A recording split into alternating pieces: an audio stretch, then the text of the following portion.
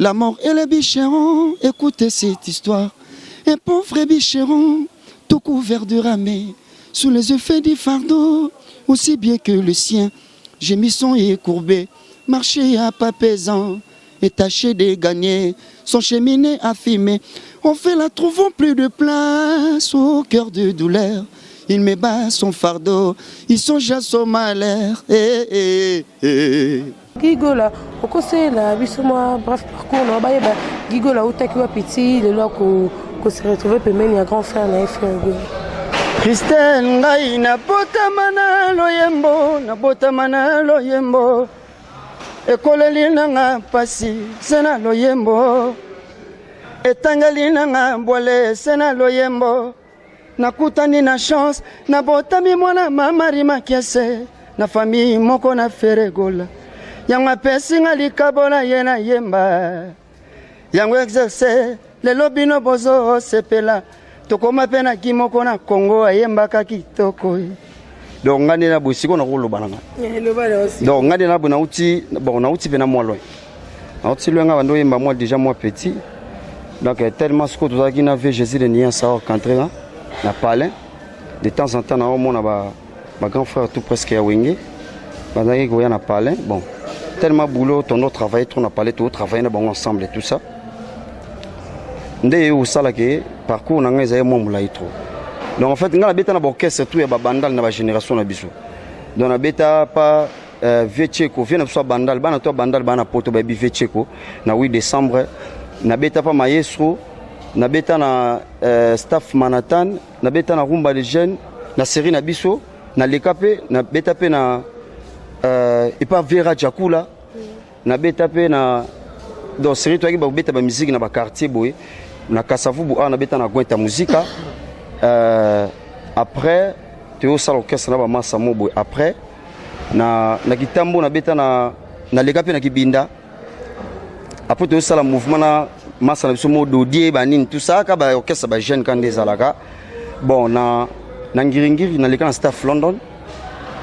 Après na yo beta fréquence star ngamoko ngambo magali sisi ba yebi ba tutu ba yebi histoire nanga na beta na ngamoko ba ni tout ça na bimi champion na ngiringi na konta ngiringi na bimi champion yango siko vieux kutu avant na mouvement boye tellement orchestre pene simba ki ndete ezalate siko ako sanga ke no soyo yemba no pesola pour grand poète boyemba fort Jésus de Nias moto yambo donc o tunga na zalango donc na zana bon maître on va enseigner ngapena art l'esprit ouvert, l'esprit déjà bien pour maîtriser le boulot.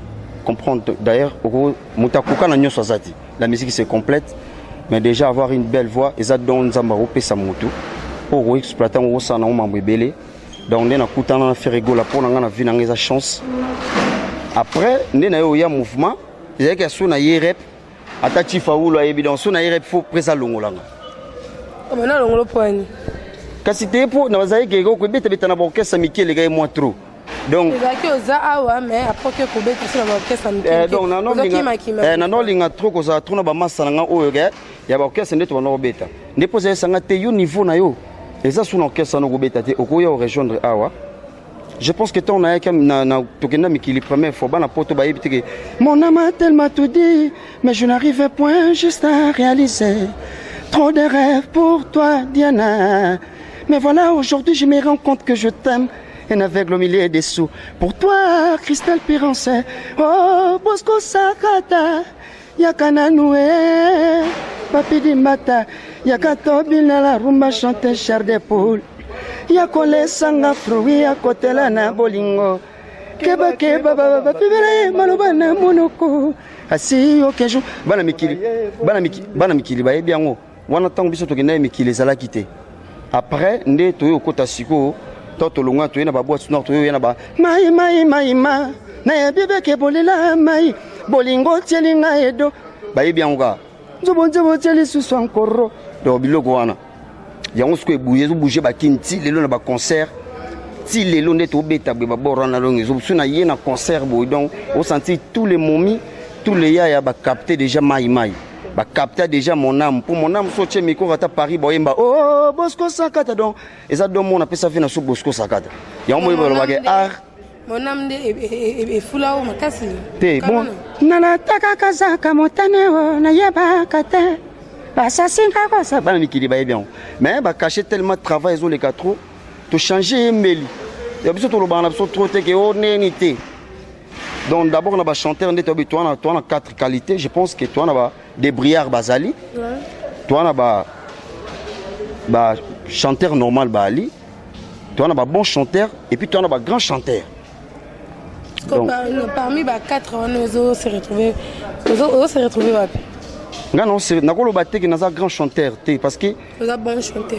On va découvrir Penza Oyo.